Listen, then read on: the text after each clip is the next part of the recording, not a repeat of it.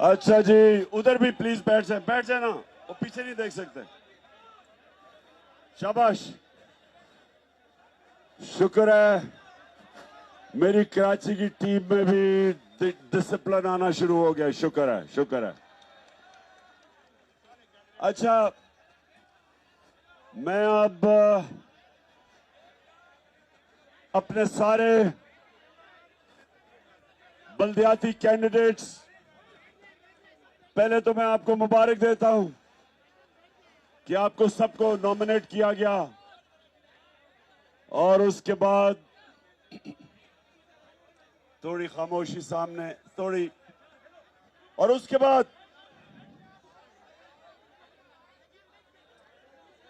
बाद अपने सारे कैंडिडेट्स को मैं जो पहली चीज बताना चाहता हूं वो ये कि देखें, कराची तहरीक इंसाफ का शहर है।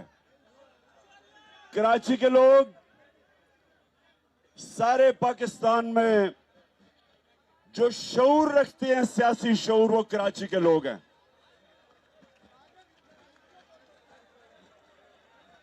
कराची में एक वक्त था कि सारी पाकिस्तान की सियासी तहरीकें कराची से उठती थी। सबसे पहले कराची लीडरशिप लेता था सियासत की, और मैं वो चाहता हूं कि वही कराची वापस अब आए जो एक मुल्क की लीडरशिप लेता था, पॉलिटिक्स में भी, और उसके अलावा पाकिस्तान का फाइनेंशियल कैपिटल कराची है।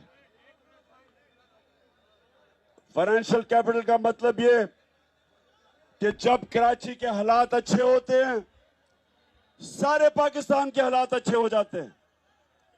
जब कराची में खुशहाली आती है, पाकिस्तान खुशहाल हो जाता है। और ये मेरी पूरी कोशिश होगी कि इंशाअल्लाह अल्लाह जब भी मौका देगा, और इस बारी ये नहीं होगा कि तहरीक इंसाफ सिंध के अंदर ऑपोजिशन में बैठेगी। इस बारी इंशाअल्लाह फेडरल गवर्नमेंट भी आएगी और सिंध की गवर्नमेंट भी आएगी, और एक दफा ये जो डाकू राज है सिंध में, इसको जब हटाया जाएगा, जो ये सारा खानदान 30 साल से सारे पाकिस्तान को भी लूट रहा है, लेकिन खुसूसी तौर पे सिंध को लूट रहा है। सिंध के वसाइल चोरी होते हैं, मुल्क से बाहर जाते हैं। दुबई में बड़ी बड़ी बिल्डिंग्स और घर खरीदे जाते हैं, मुल्क से बाहर पैसा जाता है।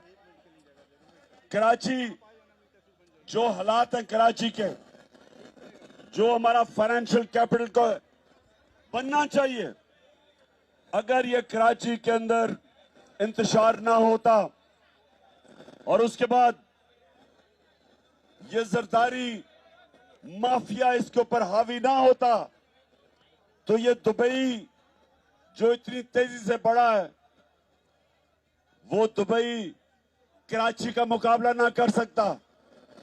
हमारी बदकिस्मती है कि ना अमन हुआ, ना कराची में अमन हुआ, और उसके बाद जो जिस तरह की जरदारी माफिया की हुकूमत हुई, वो सबके सामने आपके कि लोग गरीब हो गए और ये चोर अमीर हो गए।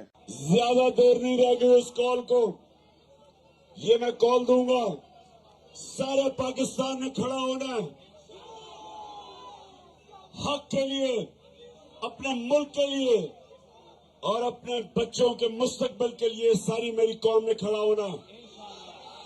ये जो डाकू राज है, सिंध का भी डाकू राज, और जो उधर शरीफ माफिया, उन दोनों को, इन दोनों के करप्शन के केस माफ किए गए। ये दूसरी दफा इनको एनआरओ मिला। पहली दफा लूटा इन्होंने मुल्क को, मुशर्रफ ने इनको एनआरओ दिया। अब ये दूसरी दफा 10 साल 2008 से लेकर 18 तक 4 गुना पाकिस्तान का कर्जा बढ़ा जब ये एनआरओ लेके आए, और इन्होंने मुल्क को छोड़ के गए, दिवालियां निकाल के खुद सब बाहर चले गए। इनके